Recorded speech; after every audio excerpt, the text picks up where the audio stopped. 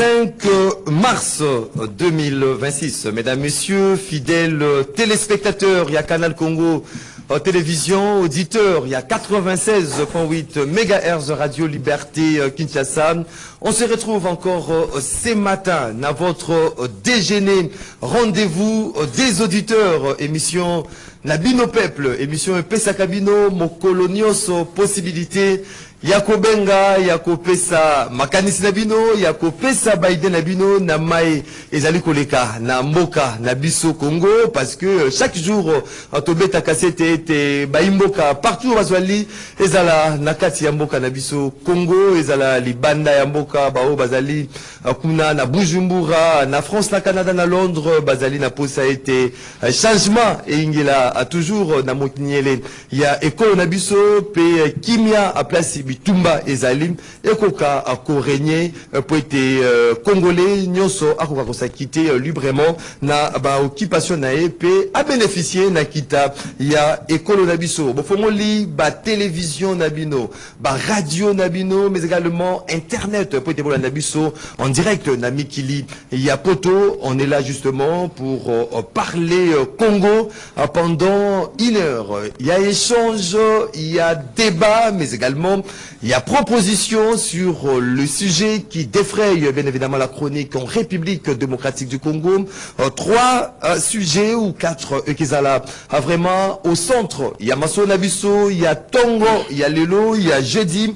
Toko s'interroger sur ces forums national, il y a affaire coutumière où les alliés s'est clôturé Mokolo. Il y a Lelo, j'ai dit, Kuna n'a parlé du peuple 4 jours durant. Le chef coutumier venu des 4 coins. Il y a République démocratique du Congo, Bazali, pour réfléchir sur certaines questions coutumières. Le chef de l'État, Félix Antoine Tshisekedi Tshilombo, il y a Silaki, qui prononcé discours justement au début de ces forums. Le chef de l'État, Félix Tshisekedi, a énuméré ses attentes pour ces assises il y a 4 jours, notamment l'élaboration des grandes lignes d'une politique nationale des affaires coutumières, la dotation au pays d'une base de données fiables, actualiser des entités coutumières et de leurs animateurs légitimes afin d'éviter les confusions, le manipulation ainsi que le conflit de succession où ils allaient fragiliser les communautés et ouvrant la porte aux ingérences d'intégration de peuples autochtones, notamment le pygmée. Et puis le chef de l'État, Félix Tshisekedi, a rappelé que une république ne laisse aucune composante au bord du chemin, a déclaré le chef de l'État. Ces forums, les alliés placés sous les thèmes renforcement de l'autorité coutumière, gage de stabilité, de développement, de la sécurité et de la cohésion de communautés en République démocratique du Congo. Aujourd'hui, il se pose un problème de succession. Le chef coutumier, il y a faux, il y a bien, mais ces forums visent justement à juguler, à régler ces différents problèmes où ils allaient se poser dans Makambotali affaire coutumière. On va parler également dans cette émission Rendez-vous des auditeurs. Un membre du présidium de l'Union sacrée, président du parti politique AFDC, Modeste Bahati Lukwebo, à la conférence Nae Mokolo hier où toute la presse nationale et internationale était invitée. Ces membres du présidium de l'Union sacrée, Modeste Bahati a évoqué la question du changement ou de la révision de la Constitution. Modeste Bahati estime que la RDC n'a pas besoin de changer sa constitution pour se développer. Ses réclamants républicains, il estime que les débats autour du changement, modification de la loi mère du pays est un faux débat. Pas question du changement non plus, la révision de la Constitution. Motuna Nabiso, est-ce que Modeste Bahati Lukwebo marche-t-il en contre-courant de l'idée du chef de l'État au sujet de la Constitution. On va en parler dans cette émission. Rendez-vous des auditeurs. Sanctions américaines infligées à l'armée rwandaise et ses 4 officiers supérieurs. Est-ce un résultat de la diplomatie? Le Rwanda quittera-t-il le sol congolais? On en parle, mais également, on va évoquer la question sécuritaire dans la ville de Kinshasa qui se pose avec acuité. Mesdames, Messieurs, fidèles téléspectateurs de Canal Congo Télévision, auditeurs de 96.8 MHz Radio Liberté Kinshasa, encore une fois de plus. Bienvenue na déjeuner Nabino, rendez-vous des auditeurs.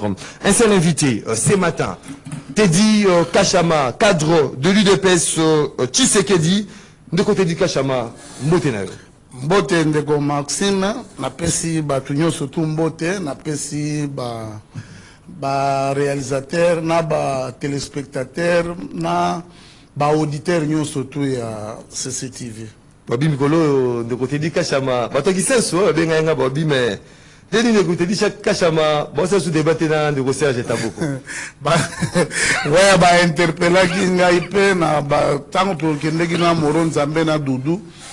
Parce que tous autres là bas commune ebele batu balobi oyo ndo ke batu ba pour ça balobi yo ndo ya Serge Taboko te di Kachama na yoka kindenga bwakela kinga ilobi na pesi mbote pasteur place azali wana papa champagne tomela kango ka pona bolamu ya Congo lelo ba résultat eza ebele bon à partir de la semaine prochaine totala ndenge tosalela voilà merci beaucoup de côté ali ko buba ba to ebele Malembe voilà 0 82 33 33 749 c'est pour les appels au Burubenga Bopesa Makani Sabino. Vous pouvez m'écrire directement sur WhatsApp na 081 230 50 29 préoccupation Sabino Kotanga Mapé que vous allez débattu tout au long de cette émission comme et des traditions. Une minute. Si j'ai isolé de côté du Kachama avant de côté na Bozindo, il y a Maso Nabiso Mokula. Ouais, une minute na ko continuer kaka pona ko féliciter vraiment mon konzi mboka na choix malamu acha epai ya mwana mboka Shabani c'est-à-dire na équipe mobimba oyo ba Jean-Pierre Mbemba ba mama Bazaiba to moni baza ofure au moulin to moni ke lelo il faut ba ça la conférence lisusu munene à part ya FNAGO to kolobela parce qu'il faut ba réfugier bazonga lisusu na nani bao bazaki na Uvira bazonga ils sont plus de 250 000 c'est-à-dire les agara na en charge ya ministère ya ministre ya VPM ya intérieur c'est pour cela vraiment tout ça repese mo kakoswa bon tokoloba makambo ebele kaka na kati pe to sengi na bandeko oyo bazana ba autorité ya ville province ya Kinshasa balembisi mwa muke makambo ya ba contrôle ba mikanda ba nyonso basombi na ba permis de conduire basombi ba vignette basombi ba nini non ba embouteillage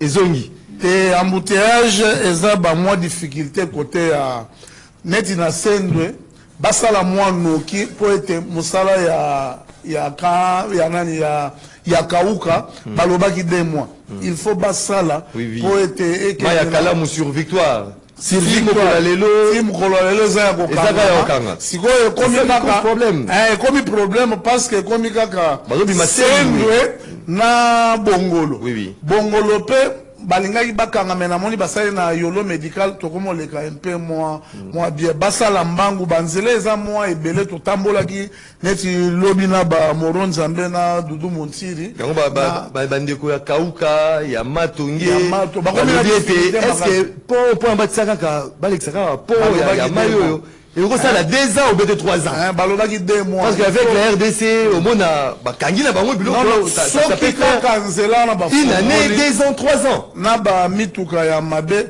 oyo ekimaki nzela embouteillage merci beaucoup de côté dit Kachama de l'UDPS Tshisekedi tellement tous allez colober la makamota le forum national des affaires coutumières. On va suivre cet élément, le discours il y avait même de l'intérieur et du chef de l'État Félix Antoine Tshisekedi et puis on se retrouve tout juste après.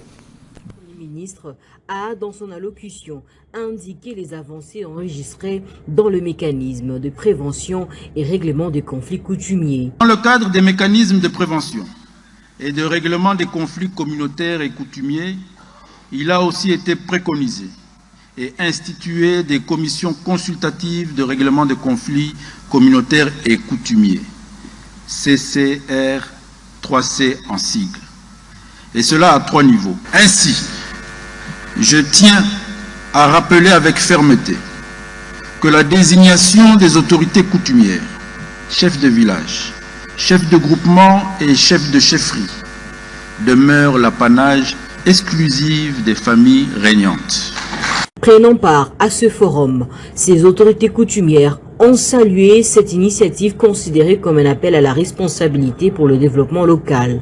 Il faut biso grand chef coutumier to sala parce que ceux qui to salité to vendiga que to za chef coutumier mboka eko kende liboso tamukete. Dans un contexte sécuritaire préoccupant, le chef de l'État, Félix-Antoine Tshisekedi Tshilombo, a dénoncé la tentative de substitution des chefs coutumiers par des personnes étrangères aux traditions locales dans différentes zones sous occupation. Leur Majesté, vénérable chef coutumier, nous tenons cette rencontre dans un contexte sécuritaire grave que nul n'est censé ignorer. Notre pays est victime d'une agression injuste menée par un pays voisin à travers le mouvement terroriste du M23 AFC et d'autres groupes armés qui se sont rendus coupables d'occupations illégales, de déplacements massifs de nos populations et de violences inacceptables. Parmi les méthodes utilisées par ces forces négatives figure une entreprise particulièrement pernicieuse, la tentative de substitution des chefs coutumiers légitimes par des individus imposés, étrangers aux traditions locales, pour mieux asseoir une logique d'occupation et de prédation. Dans un pays engagé dans la décentralisation et la proximité des services publics, votre rôle est déterminant pour accompagner les politiques de développement rural, soutenir la scolarisation, la santé, la protection de l'enfant et de la femme, encourager l'entrepreneuriat local, lutter contre les antivaleurs et la dégradation des mœurs et sensibiliser les populations à la préservation de l'environnement, à la gestion rationnelle des ressources et à la lutte contre le changement climatique. Ces chefs traditionnels. Voilà, du côté d'Ikachama, nous venons de suivre là les différents discours. Hein. Il y a Mokonzambo Félix Tshisekedi, Jacques Machabanu, le VPM de l'intérieur. Si on arrive à résumer tout, Bazali concourir beaucoup plus un problème où il y a eu succession aujourd'hui de chefs coutumiers, ils allaient poser vraiment un problème à différentes localités, tout consomme. Est-ce que vous avez comment on a été ces forums national où chef coutumier outil na différents coins il y a République et qu'on trouvait vraiment solution à un problème où ils allaient se poser. Tout d'abord, nous allons rendre hommage na kati ya ministère de l'Intérieur, tous en vice en charge ya affaires coutumières, le Mwami, il est chef coutumier à côté à Baruchuru, Mwami Ndezi. Après, na VPM de l'Intérieur, Oyo Abongisaki manifestation, parce que c'est pour la toute première fois na Congo, va tenir forum ya boesir les chefs coutumiers. Oui. Il y a eu parce que le problème les alliés. Les alliés, il faut une conférence. Oui. Ils ont la tenue pour trouver solution à tous ces problèmes. Ouais, il y a eu au moins près de 400 chefs coutumiers bayaki. Na baoyo ya Ghana, parce que conférence africaine ya ba chef coutumier batina ki batu na Ghana, Angola, Cameroun, soki nani bazalaki moi ebele na kati ya salle kuna. Problème ezo se poser ni soko landi le très charismatique Shabani, il a parlé sur les faits ya ba conflit, problème à succession ezalaka na problème te. Oui. Problème ya ka mingi loko atena ki ngori guerre za ya. Par exemple, la succession, désignation, il a parlé, Marambotali, désignation, moi, la famille régnante. Il faut exclure, on va individu, non. Ezalaka ndenge nini yo toza na village moko me ngana na mwa poids na mwa mbongo na mwa politicien nde omoni eloko ba beteli yango sete ba conflit nyonso tu lelo soko ke ba mobondo na ba biloko nyonso wana c'est toujours na kati ya conférence o basalaki allusion na conflit ya bambole na Kisangani. Un conflit vieux. Et ça, la moussou ya côté à Kasaï oriental. Bena Shimba, Bena Kapouya. Plus de 40 ans. Hein? Basala ba conflit wan. Maintenant, ce que ils ont ba conflit, ils ont la kati, il y a chefferie.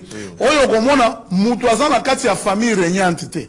Mais à quelque obligé pour être bapesa ye akomana kibokonzi.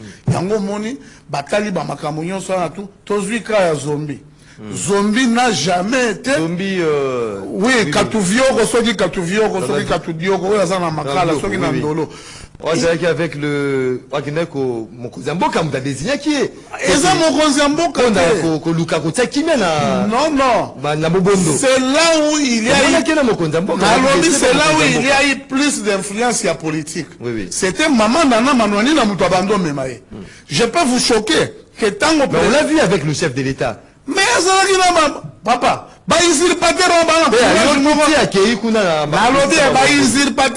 on courage moko le kana bana boudin. Hein? Est-ce que le chef de l'État n'a informé Tonine? Non, ils ont la usurpation tu vois, au-dessus comme on a nani, au-dessus on a Eliezer kuna na nani pona ko ba makambo ba mobondo. C'est-à-dire en cas de problème, si vous avez souci à taille, bako yebisa yoke ate mutuana soki ya ekimi kokota na ndako na zoka mutuana yo yebagite kazandoki. C'est pour vous dire que ezana bama mutuo ya koya pona na opesa exemple ndenge tozono. Omona neti wana, zuwa neti na bateke yao. Et yana mutu moko abimaki ti député aza mutetela mais ami comme ça chef coutumier. C'est pour vous dire que ezana ba biloko moko oke côté ya ba Équateur. Na minito ba conflit wana eza presque partout. Okomona député en mati ou bien politicien en mati akel kokubeta kop basaleli nani basaleli arrêté à Lukuta ake kopesa mutu wana.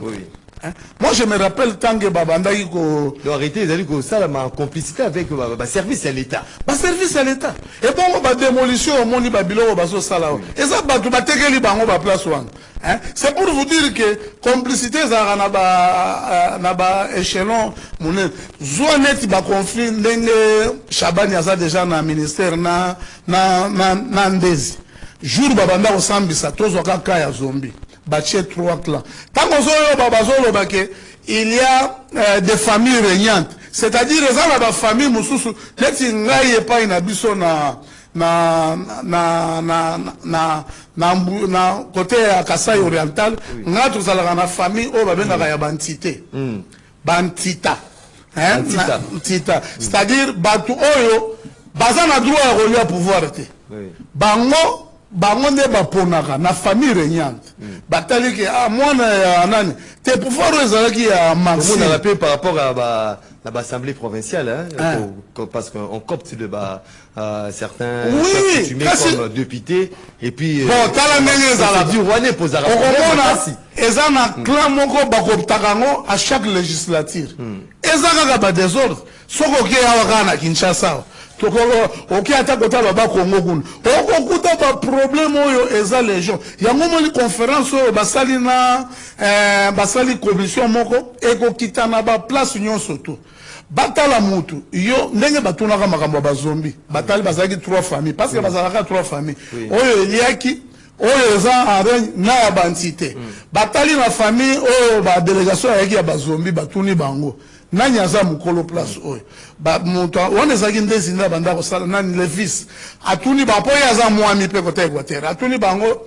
nani aza mukolo nani Moron Jambe Marité Goba telemike ngai nde mukolo batuni ye epai na bino po ozala chef basala ka ndenge nini parce que ça na ba mususu po ozala chef il faut ozala mbende neti côté na biso ya mai côté ya mai ya lac okuta batu mususu baza na barite na bango mutu moko babota ye soki abimi boye mama ifo akufa babiloko wana eza ebele vraiment na banani bosiko batuni bango epai na bino mpo mutu abima chef il faut ndenge nini oyo te basalaka boye mutu wana ifo batuni ebongo zombi abima chef abima nde oyo te ye azalaki na kati ya ligne wana te azalaki ta ligne te na ligne te mais akomaki chef wana ndenge aujourd'hui par certains chefs coutumiers. Non, ce sont c'est pour cela baza kosala président pe alobi likambo ezoleka côté ya est baza ko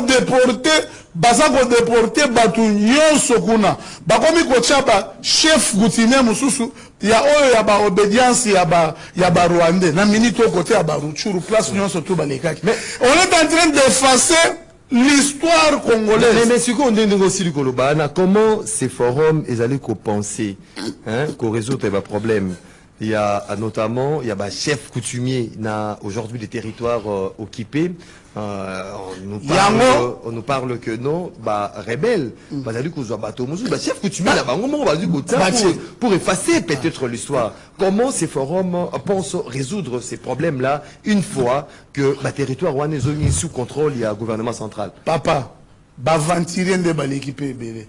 Na oye bisa oke biso tokoli na bamboka ozomona chef soki ba oye biso chef mawangu par exemple côté ya mawangu bien côté ya batembo kuna omona ka yena pamba te oye bate ke chef wa kende ke toilette ata ipai na biso na bakasai kuna omona chef abatami c'est-à-dire osala ba maka eza ba oye biso te okuti chef vraiment za na android azo kata ndombolo azo beta pe nani 207 ozomona banane chef c'est quelqu'un de respectueux oye net côté ya bakwa bo kuna chef aza capable ya na cadre ya diamant population za ba chef muya wana oyoka kawana o ba yemba na balwambo ba chef ntumba aya stali cérémonie moni tout le monde est sur savoir ba chef coutumier lorsque match à Léopard et ben robeta na chef coutumier qui est cimetière à Gomé ba stali cérémonie topoli ozomona ezana ba bilongo mususu ezana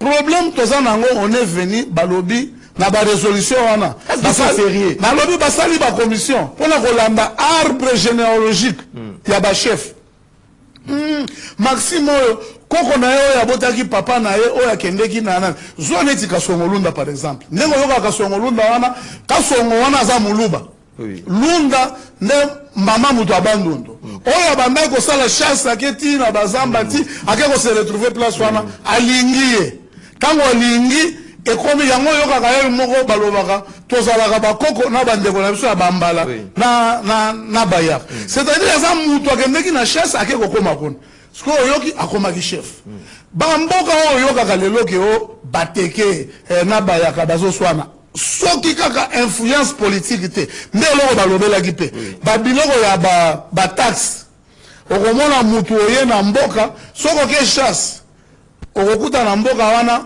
ono kingo na lokolo ezalaka ya chef okomona chef mpe lokoso eleki bachef ya omona influence ya pana na ya bato te banda lelo soko bomi nyama elongwe kingo na lokolo na mutu na lipeka na nani ekomi ya chef biloko ekriaki ba frustration neti na banani et pourtant soko ke olongwe ka bandaka na pon kwango bandi komata okomona mboka oyo bateke oyo bayaka oyo bateke na ba territoire occupé comment on va résoudre ces problèmes là ba résoudre ceux qui comme la vigilance surtout na contrôle il y a gouvernement central sont ba chefferie ba localité nyonso kuna ya Bunagana ya est-ce que ba kolongo la bango ba luka ba heureusement neti ndezi le vice ministre baza ba originaire ya kuna ba oyeba pe nani ebomaka mokili mobimba te batie ba commission ekokita na ba chefferie nyonso tu parce que il y a des problèmes soko ke na ba chefferie eza na loi ya sika oyo ezali wana bongo oyo ba redevance place ba mine ezali bapesaka ba chefferie bapesaka bango mpona développement yango moni balobelaki mpona développement mpona parce que tozala ba chefferie mosusu eza riche okokenda ta kote ya bandundu kaka na Lusanga ezali na usine eyaki wana usine banda koza na bulungu awa c'est-à-dire mboka wana okokuta yango bato wana bazofuta ba redevance na bango soki na ba chef Kasongo bashindaika na bakatanga kuna eza nde ba entreprise minière eza place par exemple Sokimo ezalaka il faut efutaka na chefferie bambongo wana yango moni balobi développement et ana ba place mususu bakolo mboka wana ba pigment yo ke ko boyo lobi te ba pigme ba ko diriger biso te pourtant eza na mboka yango monaki ke président lobeli yango il n'y aura pas de discrimination mwana mwasi oke wana na Kinshasa wana mboka babengaka fumunkentu fumunkentu c'est-à-dire eza mwasi et chef ya mwasi c'est pour vous dire que c'est un très bon forum oyo ba résolution nango pe président yambaki bango mardi asa adinaki na bango c'était très kitoko yango lelo na sengi to sengi bino vraiment bo tango boko lelo CCTV boko kende po ete boko kende ko couvrir on sera là nani na clôture ya lelo eza eloko moko très kitoko pona mboka bravo na VPM Shabani qui n'est pas dans les spéculations ou bien attendre à Babylone comme on Pamba, il travaille vraiment. Jacques Ben Chaban il travaille, mais sur la question sécuritaire, les invités qui ont déflé sur ces plateaux, Bazali n'a même appréhension à travail au Jacques Ben Chaban à Zali Kosala. Mais de côté dit Kachama, Makamaba chef coutumier, on a parlé tout ça. Il se pose aussi na Kinshasa na certaines communes, na Sélé, na Maluku, na Mongafula, parce que on a chef coutumier, na Lemba Imbu, il y a des chefs coutumiers, oh même na Bigiding, na Bigiding, oh bah chef coutumier aussi vraiment créé, localité na bango. Là c'est la commune à Maluku, na commune à Sélé a créé ma localité na bon na la du Soussou. nalandaki tozongela makambo ya sécurité mais nalandaki ndeko nanga localité secréaka na bamécanisme ezalaka nde na baconflit ya banon originaire oyo bawelaki bokonzi eza lokola ngai ndenge nakende ovanda na bandundu bamikolo ebele na bandi desordre ngai fo ou bien mwana nanga papa vandaki ya bambula ebele ekomi place nanga non il faut to parce que eza na bato mosusu bato barespectaka biloko ya ki chef eza ki bokoko yo koyeba ba biloko na bango te nazo pesa yo exemple moko ya côté ya Chikapa chef ayebisaka bato soki chef moko azalaki na posani yo chandanda so chandanda azo yebisa bato bolongola zelo oyo eza kobebisa mboka po bosala salon bazoboya côté ya Chikapa na yebi bato oyo bakobenga bayebi bakolobela ngo sikoyo jour chef abanda koya na moto asali akwei place wana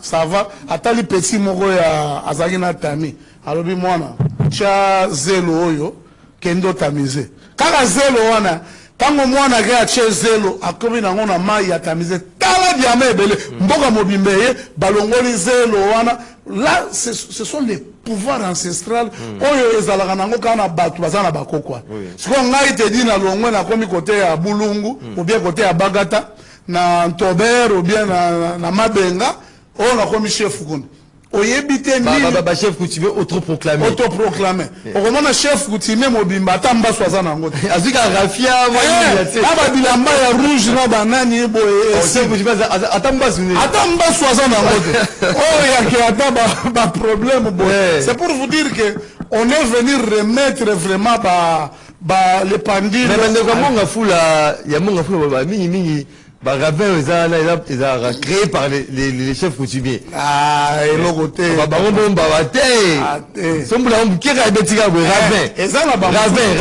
Te côté à Congo central. Soko moni l'état taba ministre ne ba sala banzela boy. Bakende ba respecter ki bokoko.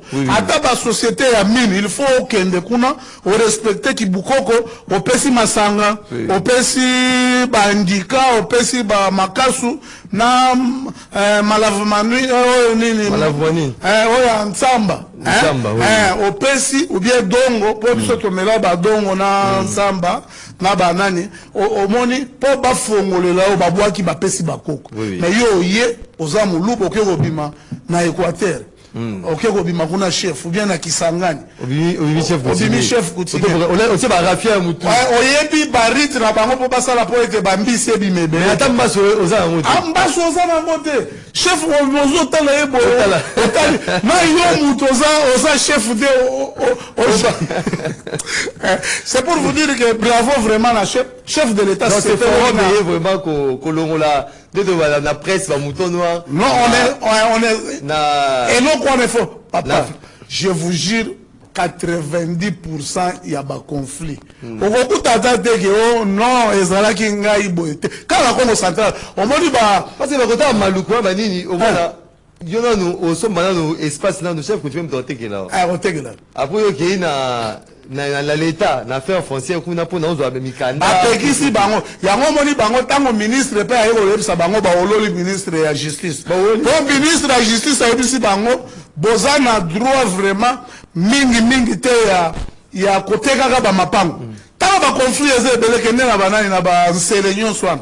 Okokuta bateko kotekela batu okokuta lupango moko yo yebaka ozala na poto ndeko na somba ndako na poto pro yake ezalaka zoka basi batekela ngo mutu mususu batika kote yango bacheba baolinga batika ba biloko nyonso na l'État, c'est l'État qui est le propriétaire des terres et ça bateau. On va arranger, on espère que la résolution, parce que nous avons la commission dans chaque coin.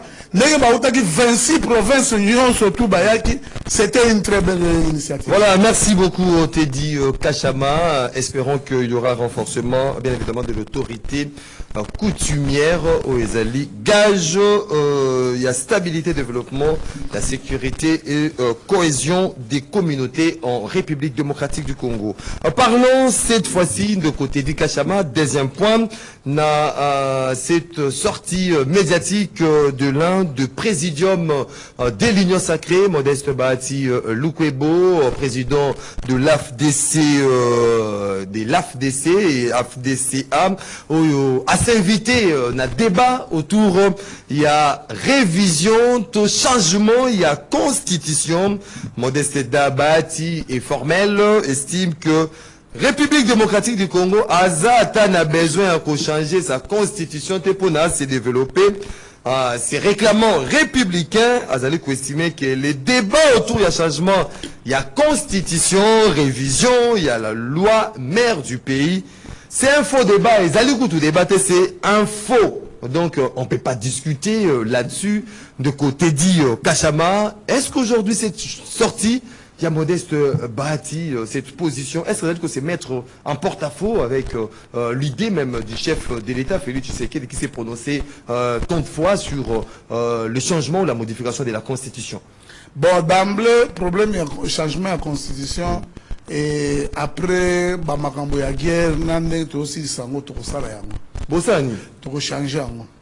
Bon, changer la Constitution. To changer la Constitution. Bino Wadani. Peuple congolais, net ngai, naza pour le changement. Kosala neti babilo, comment neti yebati. Kosala neti babilo pe ko la Constitution. Ezate ceux qui postent monani ka bana na yo baleka. Babilo ya ndengo wana vraiment. Bilo nini? Yake ceux qui postent monani kaka bana na yo nde baleka. Ataka ba partie na mona ki bande ko mususu wana ba brouette mususu wana bando beta pe maboko bazotala mais pe chose grave tango guerre ezalaki ya makasi oyo babemba bakotaki banani bazamba baza ko recruter bato baza osala pona recrutement ba shabari nyonso to bazalaki na front shabani akendati jour moko yokuta ba rwandais basi basala communiquer na ba chinois aboya kasalaka akreaka incendie diplomatique wana baati ya bandolo bate pona changement ya constitution koboya wana za républicain mais pona ba poste wana za très familial biso est-ce que vous avez qu'on se mettre peut-être en porte-à-faux? Il est membre, il y a Présidium, il y a Union Sacrée. Ce qui va problème au Sénat Kolanda, justement le secrétaire permanent à Union Sacrée qui s'est prononcé sur Makambo Itali Constitution, certains cadres de l'Union Sacrée, et puis se prononcer sur la Constitution. Le chef de l'État lui-même au Sénat Kolanda, qui est celui-ci qui a empêché pour changer la Constitution. Aujourd'hui, Bahati n'est position. Est-ce que vous allez dire peut-être l'idée, il y a Félix Tshisekedi. On est en démocratie à contredire Moutouté, à émettre point de vue pour écraser avec force. Point de vue parce que. Pour écraser, ta famille, mon côté. Et bon, autant qu'on les gars, ça va attaquer Bochab. Bochab a lobby pour que la Constitution vive bien. Il faut. Après 17 ans, va changer. Il y a qu'on contrôle.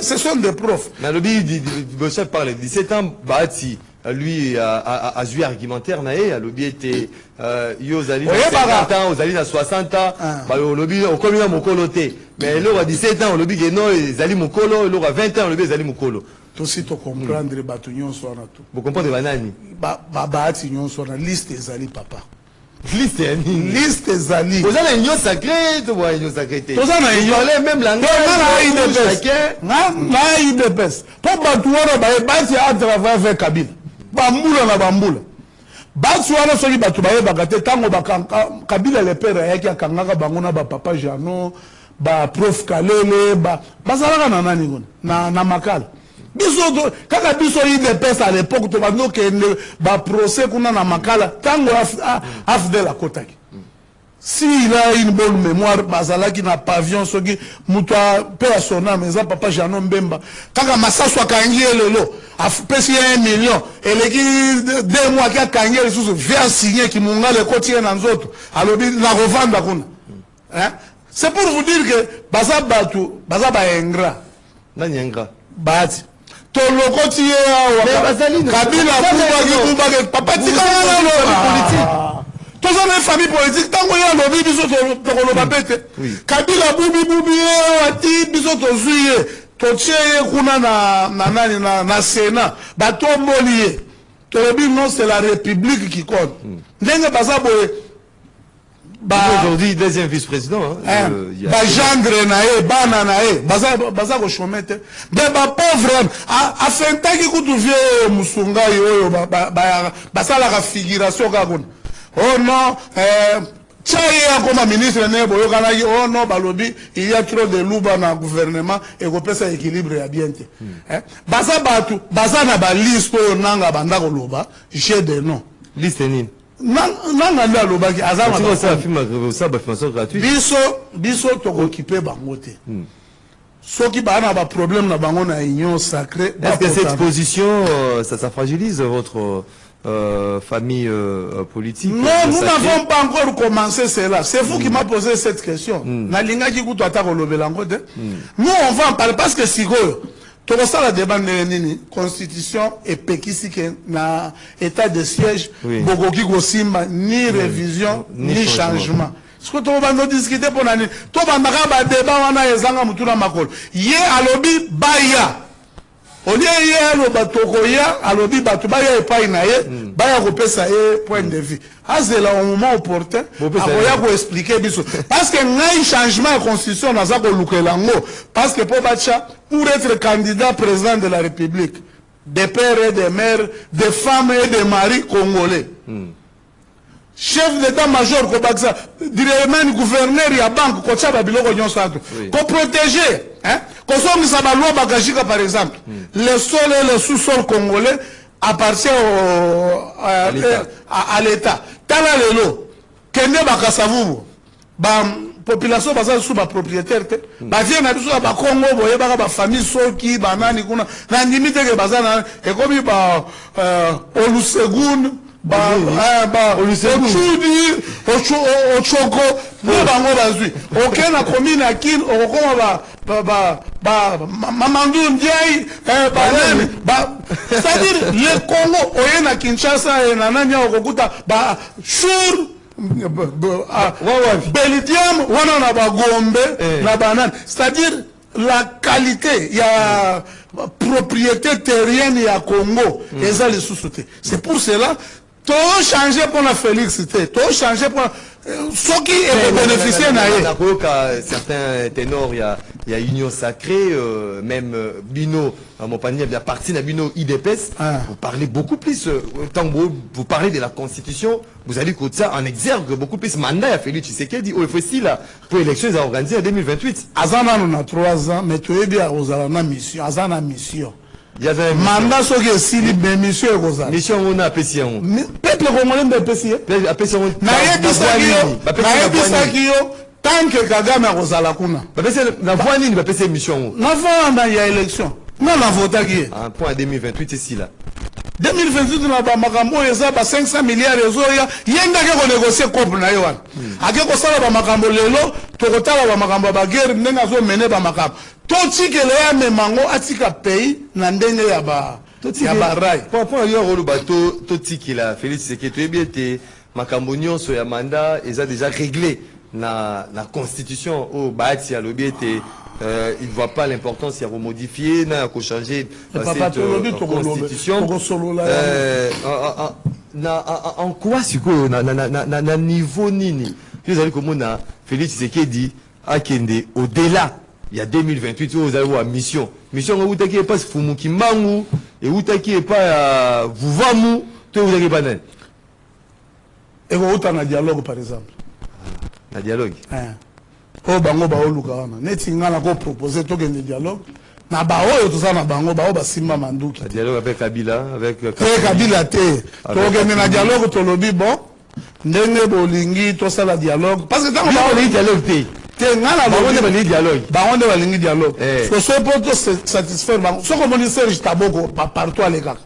Akomi kana nzembo kaka to vanda to yokana to zalaki boye na boye bango bo balobi que ti mars soki basalite ba sala soki nene pour votre information to gagner temps après guerre de to vendre la makambo constitution bana mai bolobi nini to moni awa to longola oyo to zongisa loi bagajik to zongisa ba on a Félix ka président on était Félix kaka ye président bon on est ngai vraiment to Paul Biya Monandeza aza réeli. Est-ce qu'on a nous le banin? Par exemple Paul Biya. Paul Biya comme conscient bango ils allaient empêcher ta brigade. Et bon ça il doit changer à lui ça il doit changer ils allaient permettre de Sassou qui a limité le mandat là. Ce qui doit changer nous ici le mandat est limité. Donc ça le débat ce qui doit changer en autokéit. Donc imposer donc un référendum. Tout là ba moron jambe na ba mutu ya kisenso kuna yo yebiseke Félix Salongo mutu ya kisenso kuna papa moko aleli na ba reportage to sala ya réalité sur terrain mama moko na commune kala ya na Lingwalawa na Lingwalawa azoloba na 70 ans mbala liboso na Kigoma papa tondi mapema amona nani béton tondi mamona mbali vraiment et il est très fort vraiment. Ozana guerre azo construire kengo tala ne ba sala nzela ya bachamba kuna na nani na gungu dans les bandou ba sala mususu na idiofa na moni bake ko inaugurer ngo jour wana pona monga ta bandou ville et ko sala na année prochaine donc pour nous aujourd'hui Bahati avant da calme avant d'entama bango bakanisaki peut-être que oui yango mona ba tebele zo neti mbemba ninga za ina bakanisa nini ebele bakanisaki ke nani yakoyawa nani bananga bakanisaki yakoyawa ngati wana ba groupe mona wilingo maona yo komona tanto koma ngabi yo koma Kinshasa c'est pour vous dire que ce sont des gens qui il y a certains dignitaires na bazalia wa en complicité na rébellion tozana balle de chauffe mituna kaka yene tiboye mutu bazui ba hôtel na yo kuna basali ba biloko ebele vous avez plainte vous avez victime aza victime oui nena victime ya ndenge nini obandi ko attaquer les sous bateau bozana bango koto c'est-à-dire oza attaquer bino oza en quoi attaquer bino ndenge oyo attaquer za moninga ya union sacrée petit ba oyo attaquer mibale wana boshabo na mbata oui ba ya union sacrée mais vous partagez à monter démocratie za kuna tena union sacrée démocratie ezali yango ngape na za koloba oui to pesi raison na oyo ya to pesi nani to tike na position na ayo kape ya biso ke aza faux ndenge constitution changement na débat sur la révision parce que c'est un débat peut-être qu'on aboutir te bato baso banga point. Mais nous voulons mettre le Nalandi professeur Jacques Njoli. À ça vous expliquer tout comme go salema, tout comme go salema te. Tout comme go simba article mususu te, tout comme go maintenir yango. C'est pour vous dire que batu baza bien te vraiment. Batu baza bien te. Na union sacrée. Ba ingrat. Na union sacrée. IDPS lelo batu ebele ba na chômage. Bana chômage mais tala bango ba yeba zuzu ba poste pe bazako ko changer ba poste ko la bilamba azalaki président comme deuxième vice mwana na ekoto ba DG ba nini baza rapena mawaya lita bato parce que IDPS bato balobaka te beaucoup de hauts cadres qui ont la nationaux à IDPS. Otala ba sapato na bango. Parce que nous voulons être corrects avec la République. Mais voilà le pouvoir. Tout ça le pouvoir, mais il faut y aller dans norme. Congolais peut avoir besoin de ça là. À IDPS, il n'y a pas de clientélisme exact. Oh, bah tu balo bakawa. Yango moni bataka ba konsina bango kuna ke batu bazozwa ni salade. Mais yo depuis oyaki ndenge nani mutu ya grand-mère ba utune na procès nani fonction na nini alobio na za ministre honoraire. Nene bango balika ba titre wana ya Quel ministre honoraire? Un ministre honoraire. J'ai bitakwira. Un ministre honoraire. Mais kasi est-ce que mais aujourd'hui il est PCA dans une structure. Ah, pire mutu ya grand-mère. Donc des agrammaires. Au moins on a dit ceux qui ont vu le quoi ils calment quoi. Et ça la mette. Soit au bimine. Voilà, Teddy Kachama, cadre IDPS Tshisekedi, dernier point, et puis vous avez apporté déjà le standard peut-être aux Abayimboko Badaliko Andaviso de partout à travers le monde. Teddy Kachama, sanctions, on en parle encore de ces sanctions américaines infligées dans l'armée rwandaise de 4 officiers supérieurs. Est-ce résultat? Il y a diplomatie.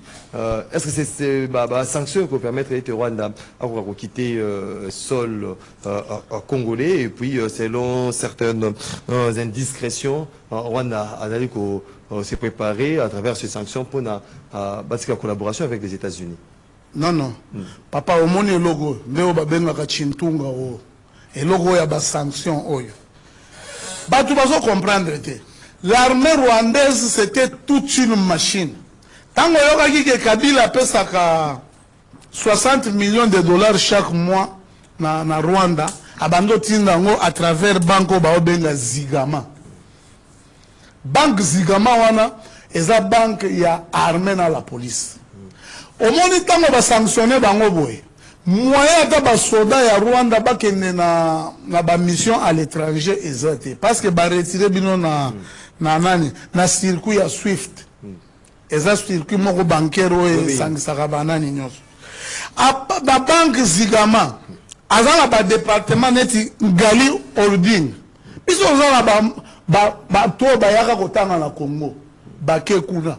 Ba lobby garçon moko ya Rwandais a lobby na landaki na lobby guerre esili. Abi po façon ba frapper bango. À part Gali Holding tozana Est Africa Community Exchange. Ozana écologie, ozana transport, ozana, c'est-à-dire okokuta kuna ke armée rwandaise azalaki na ba ramification ebele. Côté West Africa Community Exchange oyo ezande société oyo bandako ndekoteka ba minerais na biso. Siko ba frapper yango. Ndenge baza boye ba ko résister mingi te. D'ailleurs les deux basalaki communiquer que baza ko bima na Congo et là on peut si américain kanda eza bandeko na biso ba démocrate yango to soutenir Trump na ba makambo ba démocrate o ba kende ko corrompre bango que ba retarder ba sanction contre le Rwanda papa oyo e ko ratete nengo zo ko mona yango oyo e ko ratata mukete Zigama wana tuna ba nakalisi ba banki o ba Holanda ba ko yebisa yo ya bank na Rwanda Zigama hein ba tu bazo ba eza banque wana nde mbongo yanako bima pona ekende yango nde futaka ba soda effort de guerre bitakwira loba marambo oui ndenge za omoni service national na bango akuna ezalaka financé à partir ya oyo ba aide nyonso tango yak ba mbongo nyonso blanchissement ya argent nyonso tout elekelaka na bango Zigama. Tango monaki ata nani moko eza wana soki etkari soki na ya bazati na entreprise pharmaceutique na compte kaka ya nani eza lokola ba génie militaire hein siko bango ba développer ngo ba na technologie ba côté ba na ba biloko ba drone ba ni c'est pour vous dire que ba frapper bango en plein cœur il y a système rwandais C'est pour vous dire bravo na diplomatie agissante ya Mukwantombolo parce que eko dénidé, eko bimisa busotonyo surtout ya si les gens ne vous parlent pas à Rwanda chaque jour à partir de 15h naba Carrefour nyo surtout bachaka bambila. Baza ko maté bango c'est un peuple qui est esclave. Bango bazolo basoki moyens Félix akoki koyata président et pas na biso bien délégué ata Mbemba peut so ke ndeka na babulu yango to ko sala bango makambo ya neti ya Venezuela na soka continuer ba Kagame avec Trump a émis à lobi yo nazolo ba bibisa ba vous comptez sur l'armée il y a Bisomoko vous mettez vous avez compter bravo nanu pour na armée américaine ya ko bravo nanu na armée na biso ba récupérer ba mboka ebele na minute oyo qui j'ai l'ongwe comme na Bunagana hein bake ko sala montage nani sultani makenga zo yemba 1318 biso to lobi bobibisa ki 7000 awa bakenda wapi. C'est pour vous dire que ndenge officier moko lobaka na Goma oya la police ebele bazongi na bacercle ndenge ozomona bango 4 wana chef d'état-major na bato ya armée nyonso tout bazawa baza frappé na ndenge moko ya blague te. Bravo vraiment na ba congolais nyonso tout est pris de paix ba bundaki peut être comme na ba niveau aux accommons hein. C'est pour vous dire ils nous ont plus de 30 ans en mensonge. Il y a pays moko développé pays moko ezalaka bien zoka na CC wana des millions et des milliers de morts. Il y a ba congolais oyo basango balingaki ata kondima te oyo basango bamonaki lokola ezalaki ba jeune ces sanctions ils a résultat ya diplomatie eza résultat ya diplomatie na ya persévérance hein kendo tuna ba chef coutumier ba uti côté ya est kuna parce que bao ya ba territoire ba mususu ya ba territoire occupé bao baboyaki ko servir ba kimaki hein baza côté ya banane baza ko yebisa bino ke Félix obo sakala na ekaka awa bokende côté à est bomona ba effet oyo ya ba kamwe pe ba ya ba lobi oh mais malgré guerre neni to moni partout côté bake bakindu ba moni ba tu ba moni. C'est pour vous dire que nous sommes un pays béni avec ce président. Voilà, nous sommes un pays béni avec le président Félix Tshisekedi. Ils sont le mot vient de côté dit Kachama. Voilà, tout tanga message. Il y a Baï Mboka, mais également les appels. Et puis on va chuter sur des questions sécuritaires 80 tout un message avant. En tout cas, bonjour Ndeko Maxime, s'il vous plaît. Pour l'année Nelelo, le call a invité à Zalimo connexion et causer problème T. Ah, Ndeko Paul depuis Hollande. On ne coalise jamais avec l'IDPS, on les connaît. Bahati deviendra Burundais d'ici là. Kamere est le prochain.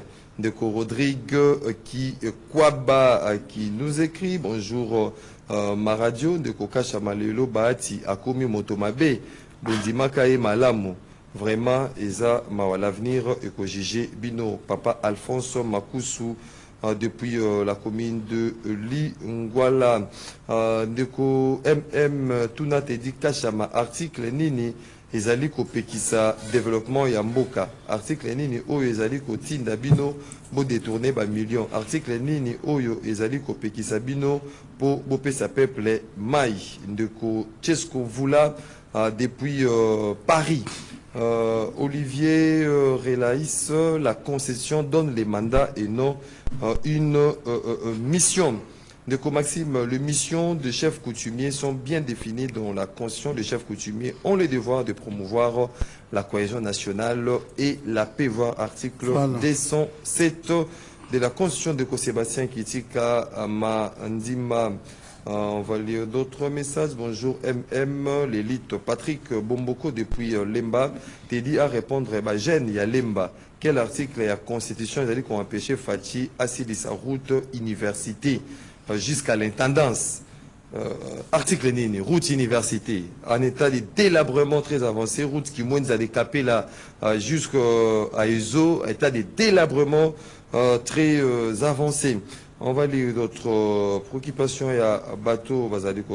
Bonjour Ndeko Max, en tout cas félicitations à Teddy Kachama, il a vraiment la connaissance sur l'affaire coutumière de Jeff depuis la commune de Kasavubu. Bonjour MM, est-ce que au Sali Ango Nanko Lelo pour Nanini sorti mon nene, il y a sénateur Bahati Lukwebo, Benskaka Moto, il y a IDPS pour aux alagistes au milieu du village de Koseli Matumona depuis Lingwala qui voulait voir Teddy être opposé à quelqu'un de l'opposition. Bonjour MM n'a invité MM Rassemblement Nyonso Oyo et ko pesa kimia namboka ezama bete de côté dit pour un changement de constitution wanande bokosi peuple nini Oyo Bino Bolobelaka qui vivra verra. Pour Fabrice Baluenga. Ah, Fabrice, on a fidèle. La commune de Matete. Fidèle de Bafan, il y a rendez-vous des auditeurs. Voilà, qui ont leur association. Les fans des rendez-vous des auditeurs. Il y a Kinshasa, au Bazalina Maman Françoise. Françoise, vraiment. Perkis. Perkis, voilà.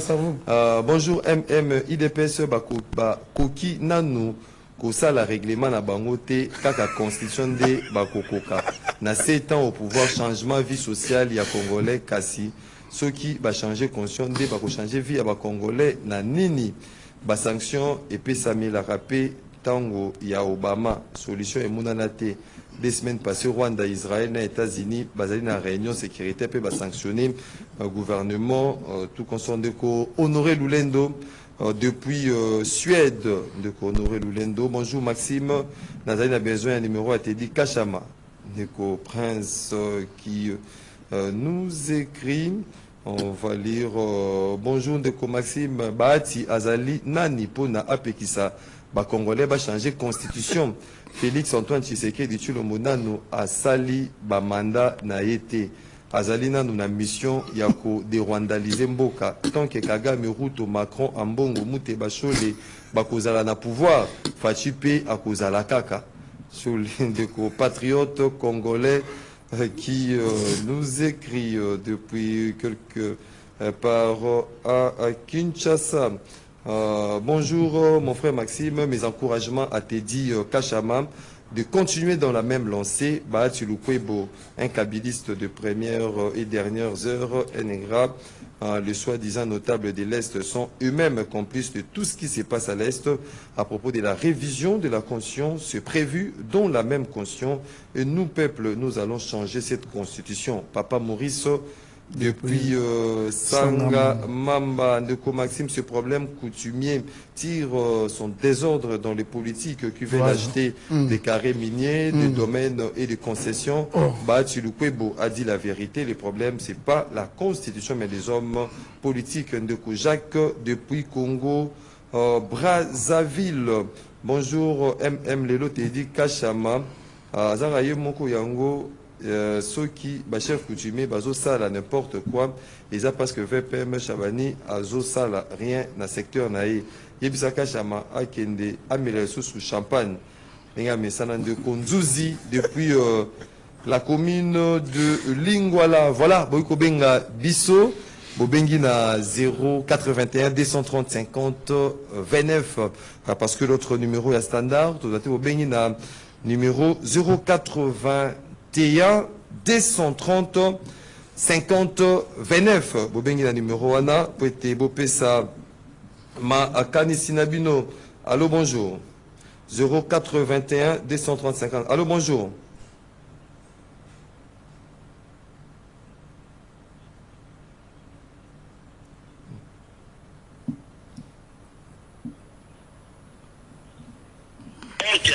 Des à la rapport côté. Ce que nous voulons changer la constitution pour vendre dans Mboka. C'est-à-dire que la constitution décide mandat. Au moins, on peut se souvenir, être en Mboka.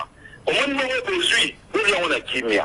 Si on peut faire le bon ça là, nous avons besoin, on a kimia. Comment va se la minoro. Merci beaucoup. Allô, bonjour. Allô, Ndeko Maxime, bonjour. Oui, je vais vous souhaiter comment on peut pas cancer. Oui, moi la soda. En tout cas, mbote na ndeko Tedika Chama. Na ligne na rappeler les selo koana. Tozana na 2026, déjà ikomi déjà bwena union sacrée. Aye bayango bien na 2028 bakosundola bango bakorebete ça batu wana baembela Kabila. Nde bango wana suba komo embela lelo Félix. Constitution wana ta virgule ya pamba bakosimba te. L'IDPS c'est une malédiction pour ce pays. Ils doivent partir déjà ici. Yeso bazolia azo sepe la zone la ba champagne, amela bien. Merci beaucoup, Ndeko Winage. Allô, bonjour. Madame le Clément. Oui, Ndeko Clément, Ndeko Clément. Ah, Clément Kale. Ndeko Niwage, motika ko intimider batu na ndeko na biso ya matete. Ndeko ya matete zomona ba prince ba osala bino matete depuis Mobutu na matete na bazala prince te. Ndeko na ya matete tala matete nde ba osala bino. Motika intimidation likambo ya constitution. Constitution eza bino bato fayu lunge boko tsekale bakiti. Comme constitution à tout le peuple congolais bakoloba comme constitution la minute to na problème de développement mboke ke de liboso to na problème ma kamna biko likambo na bino bato fayu luza asembo yo kili kamuke bo jembeli ko bolongwa na makama bitumba boko na constitution na minute so na problème de bitumba sila to récupérer ma mboka na biso to ta makama constitution mais on route débat bino mo commissaire on débat constitution j'ai pris moi na bino na ba débat so en sala te. Merci beaucoup, Ndeko Clément depuis Bandalungwa. Allô, bonjour. Allô, bonjour. Allô? Allô, bonjour. Bonjour, Ndeko Martin. Obengi biso api comme ma candidat. Bonjour, Ndeko Kachama et d'abord Ndeko Maele na benga pata comme na Gombe. Oui. Ndeko Martin, en tout cas, pour la papa Barat na pete pena félicitations. En tout cas, pas pour j'ai Ndeko Kachama. On est au cas ça va venir à ici va kamba ko titote a ko je bango ko ende mutedi magia bien bien ok papa ba présentation pena pona yo et puis papa j'ai fait bien parce que tu as les notes papa tu ba jitezo ya itezo kama ko ça va bien monter mais pour ende au cas chama pour ma papa c'est continuer en tout cas pour nous avoir un moral parce que continuer le loyo on se continuer comme on a va faire hein ba comme on a kabiso oh mais j'ai connu Continua Banjoi, tu connais la boy, mais toi j'ai qui les métiers. Merci beaucoup. Allô, bonjour. Oui, bonjour, Ndeko Maxime. Je m'appelle Ndeko Tedika Chamambote, Ndeko Persis na commune à Kassavou. Ah, bonjour. Ma chef coutumier na biso, ma comme on peut sa biso son. Na yebite lo lenge bakolo balobaka mayelanda ka couleur ya respirant.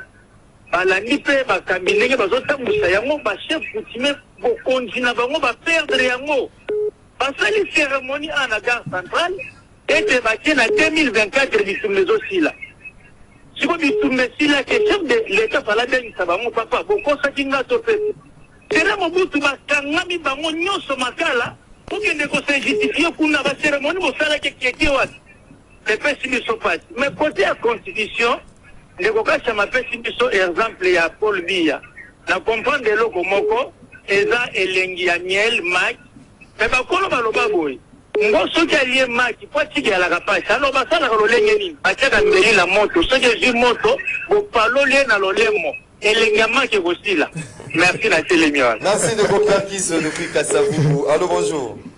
Ah, bonjour, Ndeko Maxime. Oui. Bon, na kitenswa na pesi Ndeko Kachama mambote belele. Vraiment pour ngai na lobaka problème ya constitution ya ngante solution za na dialogue inclusif ici de la cadre de la Disabeba bande ko union des républicains ba lobelaka ya ngante solution monsieur Zate merci beaucoup Ndeko. Allô, bonjour. Bonjour, c'est David Abatanga là. Oui, Ndeko David. Na pesi mbote na mwana Ndeko Kachama. Est-ce que Kachama aza kutana la réalité de ce terrain? Tatu nano alikala uzikisana vaziza menasi. Uzulu batie tokosala pe pito eti lumbacho mani ke parke zaga anan. Eti ari mo etu bana to taki tikun. Pojo buzana boke ne boko tenga réviser constitution pas trop possible boke de Amérique. Kabila tena kabisa sisa mio. Est-ce que vous me faites pas minere nyoto pas trop peu exact. Est-ce que vous moteki mboga? Et puis Kabila tena mboga.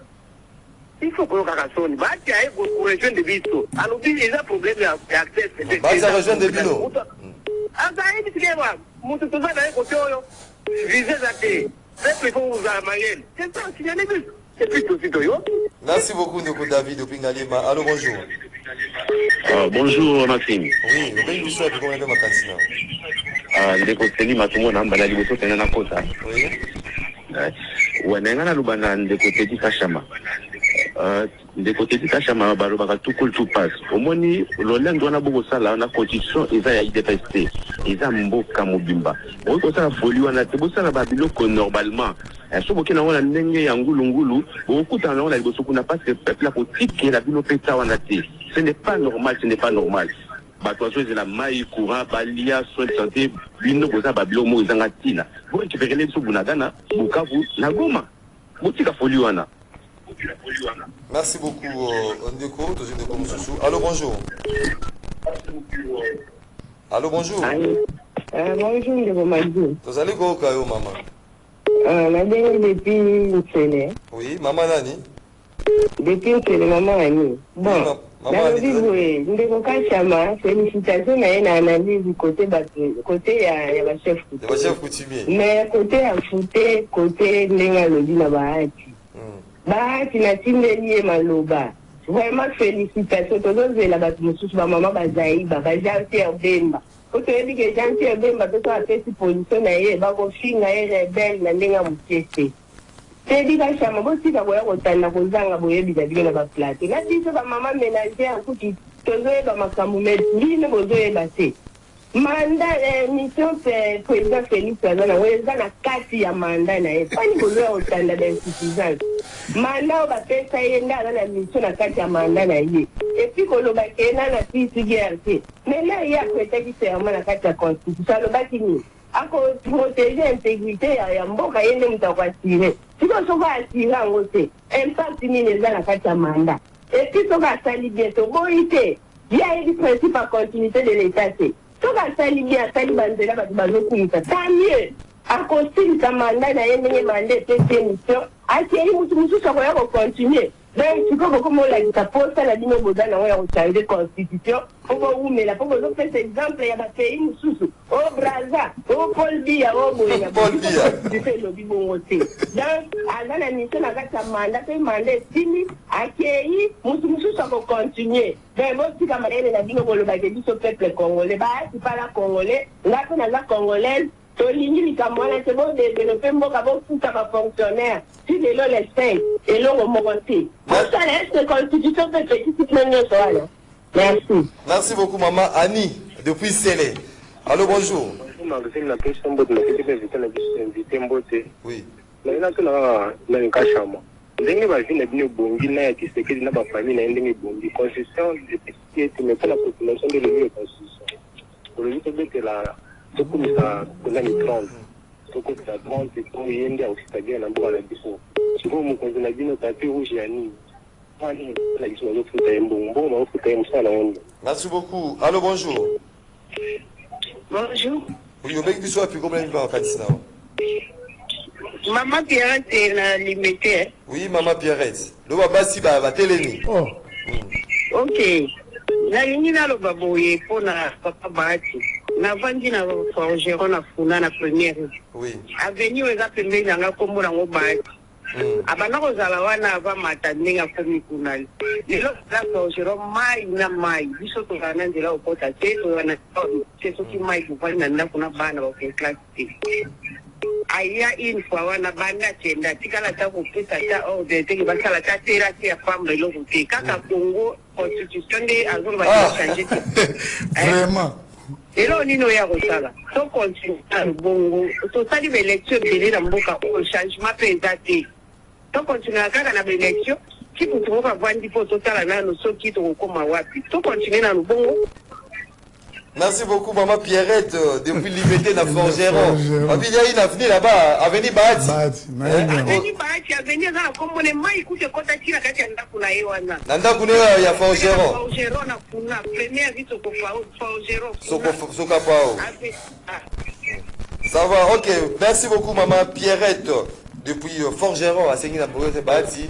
Allez nous bonsoir là-bas on dans Forgeron. Allô, bonjour. Et un de vos guiboum blanc commis dans Massina, na fait sur Mboté, na de côté Teddy Kashama. Naza kotiré ba attention il y a ba congolais sur de façon générale et particulièrement il y a ba auditeur, il y a radio Nabiso, hein, émission Nabiso. Débat où il y a changement il y a constitution au vu des enjeux. soyez-en certains que Moutouneti Kagame, l'ennemi numéro 1, les démons des Congolais, à Kokota débat Wana. Il ne peut jamais accepter à ce que la Constitution ait changé pour booster l'avancement de Mbokao. Il faut faire très attention. À propos de la déclaration à Badi, tant que vous me croyez, Mbokao vous croyez, et ça va fief naï, les gars n'ont pas de mots. Vous comprenez? Donc, Oyo et Zanzamaza vous permettent de dire qui il est. De toutes les façons, les gens réfléchissent, c'est pas l'obité que Baza faut changer, mais rien que simple réflexion. Pourquoi ça va monter ma partie? Bonne suite de l'émission. Merci beaucoup, Ngogi. On prend les derniers intervenants. Allô, bonjour. Allô, bonjour, bon invité. Tonton Masoula depuis Limba. Oui. Moi, je pense que la sanction américaine, ce n'est pas encore la solution. La solution définitive, il y a crise congolaise. C'est ça un dialogue inclusif, formant accord cadre d'Addis Abeba. Merci. Merci beaucoup. C'était les derniers intervenants, accord cadre d'Addis Abeba. Maman Moko Alobaki Makamotali, fonctionnaire de l'État, le ministère il y a finance, Doudou Fouamba assure que pour assurer bien fonctionnaire à l'État, Bazala vraiment très calme, très patient, des paiements déjà bandits. Et puis Bangonios Bakozala servi et à ses côtés il y a un Congolais de bonne qualité, les conseillers en charge de fiscalité, le ministère il y a finance Dieudonné Toumba qui se bat beaucoup plus Makambetali bateau corruption Izalate Kaniaka Izalate Te Mosala et qui est vraiment avec procédure le conseiller Dieudonné Toumba, conseiller en charge de fiscalité kuna na ministère il y a finance. Voilà de côté dit Kachama to siliko ka ba imboka et bien peut réfléchir ba pesi makanisa bango malgré que bazali ko continuer ko benga na mikili ya poto bazali ko benga vraiment na possibilité ya koyamba bino de côté dit Kachama malobezali na ngambo na yo par rapport ya ba réflexion na bango oui.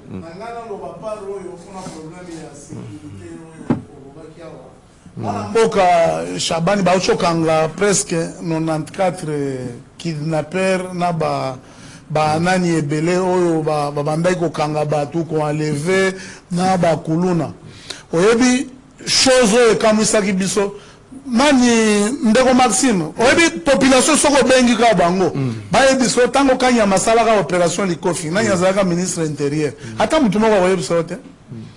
C'est pour vous dire que eza batache moko eza repartir na nani bakangi bande kwa na 94 mais parce que tout na bango mais yo to uti ko kango combien de fois yo ka mutu 3 4 fois yango biso soki na moni bien la tokoti na nani faut ko luka ba loi oyo ko couvrir pe batuana oluki neti loi moko soki ke yo sala ki kuluna de omoni garçon moko ya moto bakati mabomba Bamisapi. Il faut qu'il y ait une loi. Ba juge bazotika batwana ke o ba nani ba plaignant bazati. La police alors sala musala makasi. Hein? Israël quand on a colonel Faustin le très bref. Pour la resuki ça, na sepe nan de go alobaki rôle ya ba chef coutumier za la rapona cohésion ya ba. Ngana ebaki ke batunanga o batakaka nga ba okende ko diembela na makambo ya bahati. Makambo ya bahati bati a émettre le point de vue. On est expert dans ma question coutumière il y a félicitations par rapport à ma affaire coutumière wana aux champions. Mais pour la constitution merci pour to vandi la bamboka bingi pe ko vanda na ba papa yango moni ndeko moko chose qu'on vous là. Paris. Mais il a répondre. On le dit quel article vous interdit de. Pour votre information, on vient de lancer les cantines scolaires. Biso doza parmi la dernière génération à Batou. Mela Miliki na kati ya bana. Ba uso lançant na Kalemi na Tanganyika pas premier ministre na mama Malou.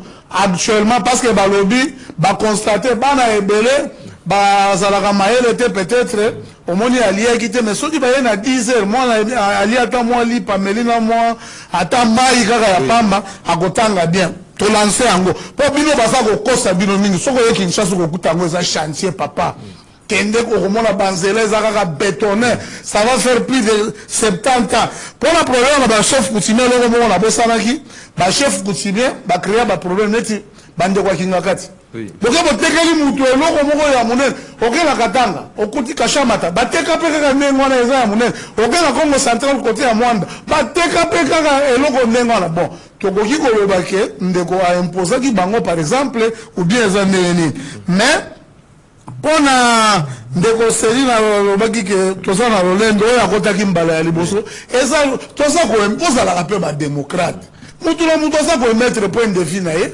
lelo bokoki te po boye kodiembelaka na makambo ya bati mpo na nini parce que biso tolobaki mama na ngai ya sele mama ani te mama côté ya olobi côté ya chef coutumier toza bien lelo bokomi okumisa bati mpo na nani mais bino bobanda ocritiquer bango ye aye mpo na nga c'est un ingrat parce que ce régime lui a tout donné. Il avait été humilié. Kutu Kabila Saka Félix Geyo, bato romona ndenge ba kosala yo. Ndenge basala ya. Comment Félix? Alors ndenge ba basala yo. Po biso to yeba ba biso za ba visionnaire. Mais basala en complicité Félix, mtasala Kabila bongo. Ko kosala ni? Bilo basali. Bas complicité. Te? Félix bango nazali autorité morale na bango biso neto récupérer. Pona makambo mususu na monike ndeko alobaki mpo na route ya université oui baza kobonga il faut babongisa yango mais lobela mpe biangala bolobaka kaka ndambu te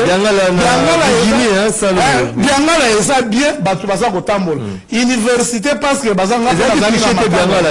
c'était touché na dernière pluie te ezalaki touché te baza kobongisa bangala nake na matete namoni banzela tokeki sente toke na commune ya Kine tokuti bawanga ta nyonso tu wana bolobelaka ngo pe aveni université ne aveni université place oyo nyonso eza mobulu il faut babongisa tosi kolobela problème ya avenir oyo ya Victoire eza bavenir moko soki esili ekodésengorger la ville tolobeli soko olongwe na Kapela sur mpona kokoma na ezo c'est impraticable ata oza na jipo koleka te ezo université na ezo ozwi surtout pardon bozongela nzela oyo ya nani ya elengesa na pont wana baeleve pont wana nzela po eza na se makasi ntango ngobila asalaka base précipitaka mpona koinaugure mais ifale batombola pont batia ndenge batie na avenue Kikwit les deux pont wana eza likolo makasi ou bien batia ndenge batie na bongolo lelo bongolo ezalaki mabe babongisi il faut kolandaka banani nyonso wana mpona Ethiopie babandi kote ya balingi babanda kote ya force mpona kokende boye oyo basali te to encourager bakonzi basala oyo esi esalami bondimaka mpe eza teke yoki koluka kaka oyo ya mabe mpo oyo ya kolobelaka lelo ata fonctionnaire moko te aza na arriere koleka ndenge ezalaki banani mais toza kosenga eza koleka ndenge ezali kasi yango arriere ezali toza na guerre il faut koféliciter mpe surtout bamédecin baye kosenga prime complémentaire na bango yokanani bakosala effort bato na baministère bazalaka suna bavantage ndenge bazalaki nango liboso te mpo na nini toza na temps ya guerre mais gouvernement il faut s'occuper mpe na bato namonaki bato ebele bazwaki a partir ya avant-hier na lobby baza kocontinue kofuta tosengi na bandeko bafuta bato baya kokanisa mpe papa Dudu bato baya kokanisa mpe Nicolas Kazadi te mpo ntango Nicolas azalaki peut-être baretard ezalaki te baministère ezolela bazopesa banani te nini te. Voilà, merci beaucoup de Teddy Kachama. Vos réflexions, les qui salué, et pas sénateur Cédric Nguindou, sénateur Cédric Nguindou.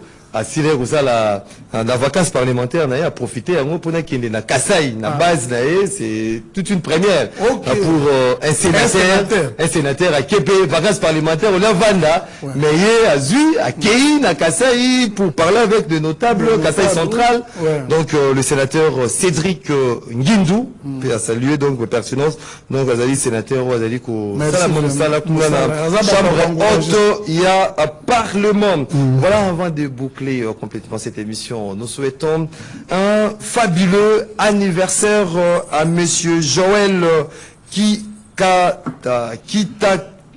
Kitakala. Joël Kitakala, Monsieur Joël Kitakala, qui célèbre son anniversaire aujourd'hui. C'est un non-cadre du parti politique ACD. ACD, ce parti cher à Gaston Pianamongamba. Il y a Peuple, Joël Kitakala, qui célèbre son anniversaire aujourd'hui. Réanniversaire à toi, bonheur, prospérité, longévité, réussite, paix, succès, et Zalanayo, dans vous la moko. Aussi, le Kobakisa, na Bomoinayo, vie vie 100 ans, Joël Kitakala. Voilà, vous étiez nombreux à nous suivre de partout. Vous allez continuer même qu'au Bengabiso à ces nets moments. Vraiment, on a la possibilité de décrocher vos appels à ces nets moments. Merci pour la participation. Paix, attention, soutenue. Une émission réalisée. Centre culturel. Voilà. Aujourd'hui, c'est la clôture, bien évidemment, de ce forum. Merci de votre participation. Paix, attention, soutenue l'émission réalisée par Bruno Ndinga, Christian Banjo-Lazaki, la régie d'antenne télévision, Déco Facol à la radio, Georges Libengue et Marité Godo derrière caméra Doudou Motiri à la production, Alain Kabongo na web. Voilà, on se retrouve demain pour les derniers numéros de la semaine. Il y a émission Nabino rendez-vous l'auditeur. Ça sera un débat vraiment chaud parce que le sujet sur la révision, la constitution, cette sortie médiatique du président de l'AFDC sera aussi au menu. Il y a un sujet, il y a débat. On se retrouve demain. Nzambe, Afongolaki, TV Naena, Angelou, Abanay, on a rendez-vous les auditeurs, rendez-vous Esili, Nzambe, Akangi TV Nae, parce que, et le Kwakota là, Israël sous-sauté. Bisous Nabino, Tokuta Nlobi. Au revoir.